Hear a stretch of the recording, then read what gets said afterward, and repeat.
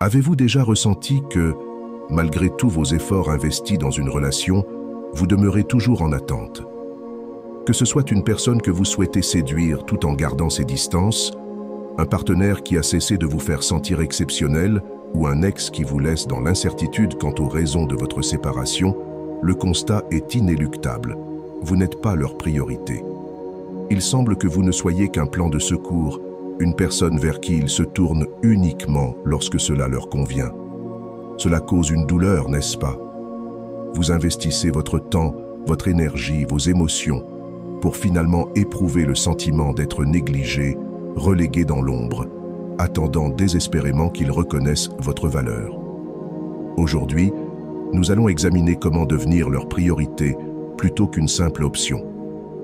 Dans le cadre du stoïcisme, imaginez-vous envoyer des messages, tenter de planifier des rencontres, de nouer des liens, pour constater que ces messages restent sans réponse pendant des heures, voire des jours. Vous êtes celui ou celle qui organise les sorties, initie les conversations, veille à leur bien-être. Et que recevez-vous en retour? Le silence, une distance palpable.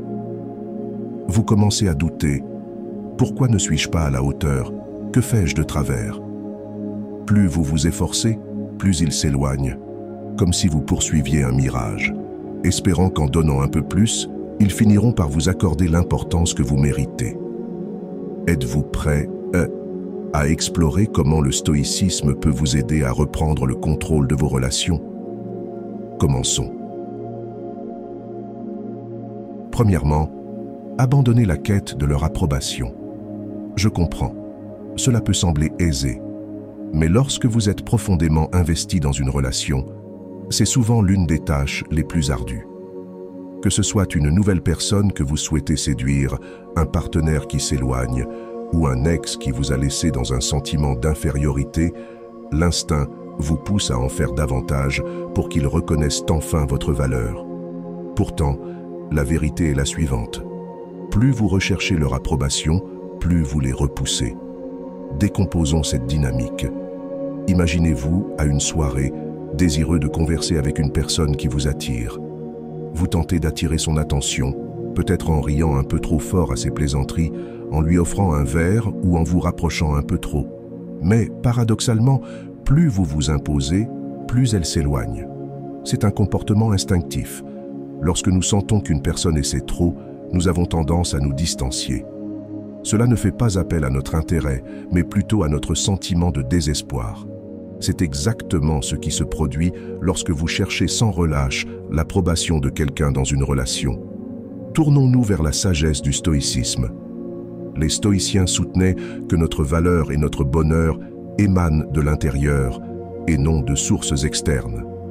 Épictète, l'un des plus éminents philosophes stoïciens, affirmait « Si tu veux t'améliorer, sois prêt à passer pour un imbécile et un ignorant. » En d'autres termes, cessez de vous préoccuper du regard des autres et concentrez-vous sur ce qui est essentiel, votre propre épanouissement et votre estime de soi. Lorsque vous arrêtez de solliciter leur approbation, vous leur retirez le pouvoir sur vous et la dynamique relationnelle évolue.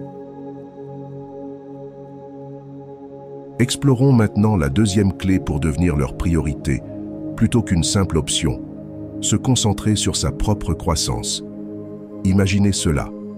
Vous passez votre temps à envoyer des messages à quelqu'un, tentant de la convaincre de sortir avec vous, tandis qu'il, elle, esquive vos invitations. Frustrant, n'est-ce pas? Maintenant, imaginez l'inverse. Vous commencez à fréquenter la salle de sport, à explorer de nouveaux hobbies, à acquérir de nouvelles compétences. Soudain, vous ne pensez plus autant à eux, tant vous êtes absorbé par votre propre évolution. Et devinez quoi? C'est précisément à ce moment-là qu'ils commencent à se rendre compte de votre absence. Ils se demanderont « Que se passe-t-il? Pourquoi n'est-il, elle, plus aussi disponible ?» Vous devenez alors une priorité. La croissance personnelle prend de multiples formes. Cela ne signifie pas que vous devez vous engager dans un voyage colossal de développement personnel du jour au lendemain. Commencez petit. Peut-être est-il temps de vous inscrire à ce cours d'art qui vous intrigue, ou de lire un livre qui remet en question votre façon de penser. Chaque pas que vous faites contribue à la fondation de la personne que vous aspirez à devenir. Voici où l'humour entre en jeu. Imaginez cela comme un jardin.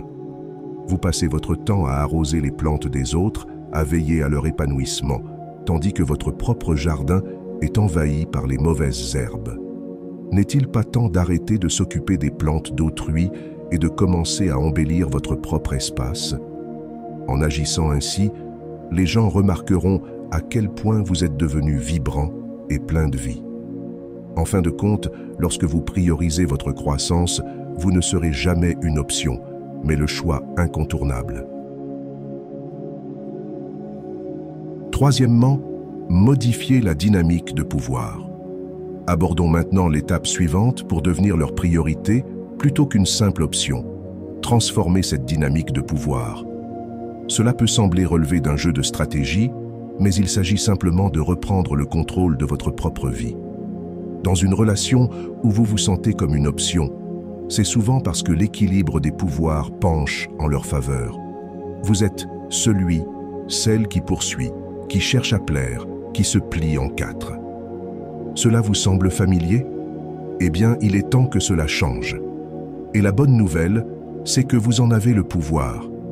Changer la dynamique de pouvoir ne signifie pas recourir à la manipulation ou au jeu d'esprit.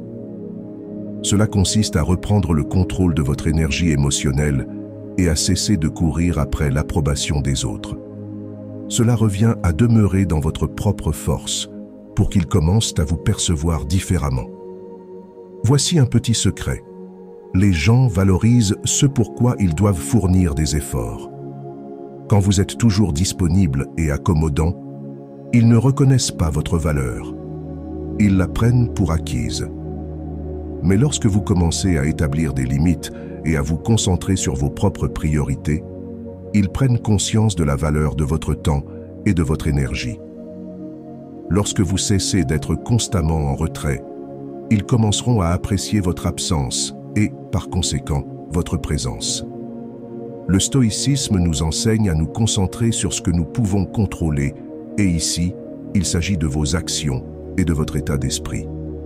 Vous ne pouvez pas contrôler la manière dont quelqu'un vous perçoit, mais vous pouvez influencer la façon dont vous vous présentez dans sa vie. Comme l'a si bien formulé Marc Aurèle, le bonheur de votre vie dépend de la qualité de vos pensées.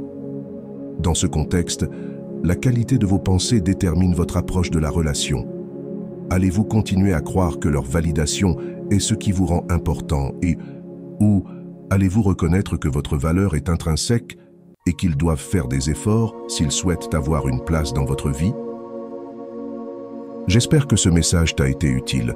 Si tu as aimé la vidéo, je te serai reconnaissant de laisser un j'aime et de t'abonner.